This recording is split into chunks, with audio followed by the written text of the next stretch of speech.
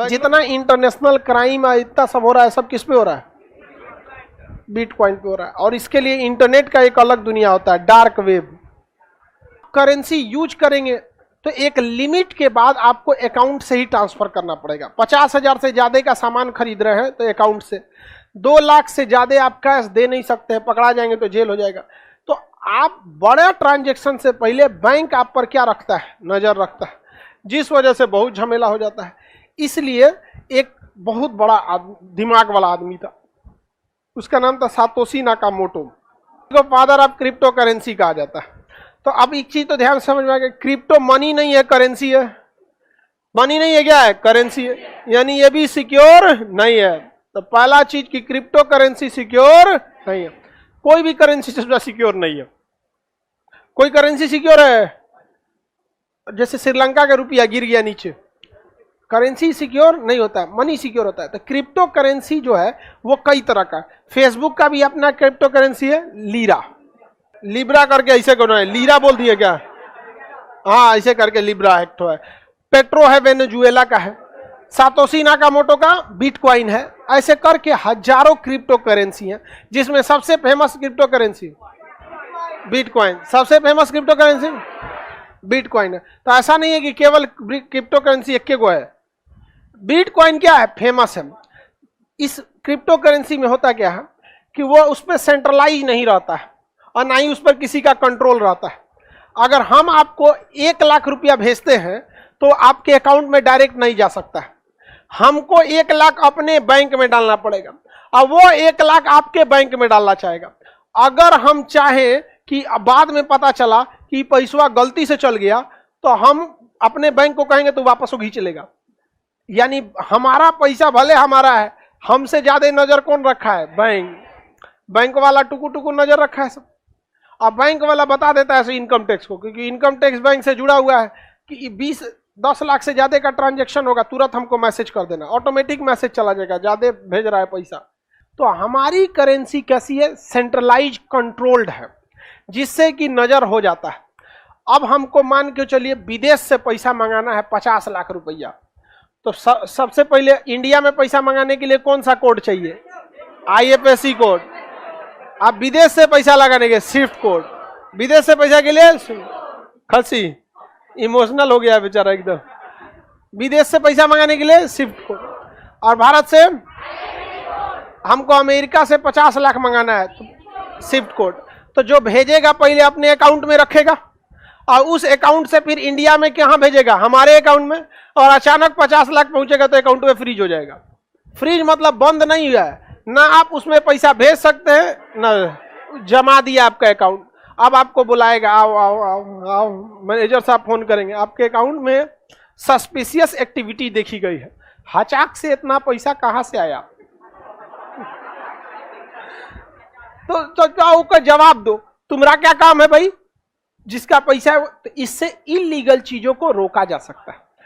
तो centralise currency का फायदा है कि आप इलीगल एक्टिविटीज को क्या कर सकते हैं? रोक सकते। लेकिन एक ऐसा आदमी होता जो पैसा भेजता डायरेक्ट अमेरिका से भारत में, और वह पैसा किसी बैंक को पता नहीं चलता, तो वो हो जाएगा क्या? Crypto currency. हालांकि ये क्रिप्टो करेंसी आज के समय में, ये पहले से चल रहा है, 100 साल पहले से, जिसे हम हवाला बाजार कहते हैं।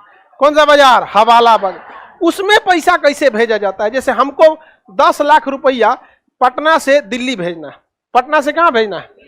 कितना? 10 लाख। तो हवाला बाजार के कई सारे एजेंट आते हैं सब, तो हमको पटना में कैश ले लेगा, लो भैया ये 10 लाख, उसका कुछ वो पैसा भेजने का 500 1000 रुपया जो चार्ज लेगा वो अपना चार्ज ले लेगा, और 10 लाख ले लिया। इसका कोई जान पहचान वाला होगा दिल्ली में, उसको फोन कर देगा कि भाई यहां से 10 लाख रिसीव हो गया है, वहां पे तुम भेज दो। पैसा पटने में है, लेकिन इसका रिलेटिव जो है वो कहां भेज दिया? दिल्ली। अब ये लोग बाद में अपना हिसाब किताब करते रहेंगे, और दिल्ली में उसके पास पैसा फोन कर देगा। अब हमको जिस व्यक्ति के पास पैसा भेजना था दिल्ली में फोन कर देंगे, हाँ पैसा पहुंच गया है आनंद विहार रेलवे स्टेशन पे, ये नंबर है, इस आदमी से कॉल करो, जाइएगा बस स्टैंड के पीछे एगो प्लास्टिक में थमा देगा, जाओ हो गया।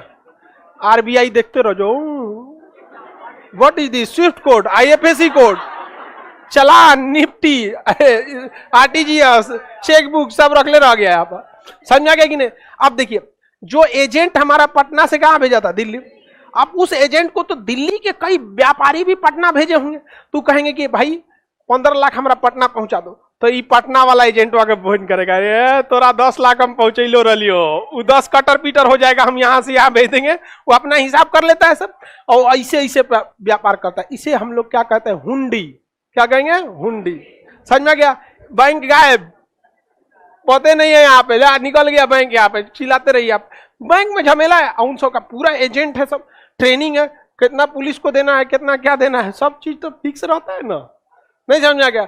जिसको यही व्यापार करना है वो मैनेज करना सीख लेगा, नहीं सीख लेगा? करोड़ों का व्यापार यहाँ पे। दाऊद इब्राहिम का नाम सुने? उसका सबसे बड़ा बिजनेस यही है, विदेश से पैसा मंगा के इंडिया में, पाकिस्तान में, यूएई में, अरब में शिफ्ट करने में सबसे ज्यादा उसका यही पैसा काम करता है। उसका मेन बिजनेस यही है। अब समझ में आ रहा है कि नहीं आ रहा? क्या इसमें बैंक काम आया? क्या इसका हिसाब आरबीआई को लगा? ये आदमी ए है, ये पटना पैसा भेजा बी को, यहां से जब भी पैसा भेजा तो कहा जाता है कि इस व्यक्ति को मान के चलिए कितना परसेंट टैक्स लगना है? 30%। तो पहले ही टीडीएस कहता है, टैक्स डिटेक्शन एट सोर्स, कि तुम 10% हमको अब ये काटे के भेजो उसके पास, और इससे हम बाद में कितना ले लेंगे? 20%। तो इनकम टैक्स दोनों पे नजर रखता है। समझ में आ गया कि नहीं आ गया? आप इधर भेजे तो 10% आपसे ले लिया, इनसे कह दिया अब तुम भागोगे कहां से, क्योंकि ये टीडीएस देते समय तुम्हारा पैन कार्ड, आधार कार्ड दे दिया है, तो ये भाग जाएंगे। क्योंकि टीडीएस भरते समय पूछता है किसको दे रहे हैं, नाम, उसका पैन कार्ड, आधार कार्ड। लो सोच रहा ये तो भेजने समय उसको फंसा दिया, तो किसी आदमी को फंसाना है ना बढ़िया से, तो ओकरे नाम पे टीडीएस काट दो। आप काटेंगे कितना? 10%। आउ फंसेगा इधर ही आप। तो आप ऐसे कैसे काट सकते हैं? वो बोल सकता है ना कि भाई जबरदस्ती काट दिया, हमको पता ही नहीं है। लेकिन अगर उसके अकाउंट में पैसा आ गया है तो तो गए काम से, यहाँ पर टीडीएस काट देंगे। तो भाई अगर सोचिए, अगर वो व्यक्ति 1 लाख इधर भेज रहा था, इधर कितना भेज रहा था? 1 लाख, तो इसको 10% यही काटना था, 10% यही काटना था। 10% कौन ले गया? Income tax. अब फिर इधर पहुंचने के बाद 10% कौन ले जाता है? Income tax. यानी ये इधर से निकला कितना? 1 लाख, और यहां पहुंचा कितना? 70,000। फायदा गवर्नमेंट को कितना? 30,000। इसी में घुसा दीजिए हवाला बाजार को। किसे घुसाइए? हवाला बाजार। वो कह गए 30,000 ना, हमारा 21,000 दे दो, हम पहुंचा देंगे आप पे। उसको दीजिए कितना? 1।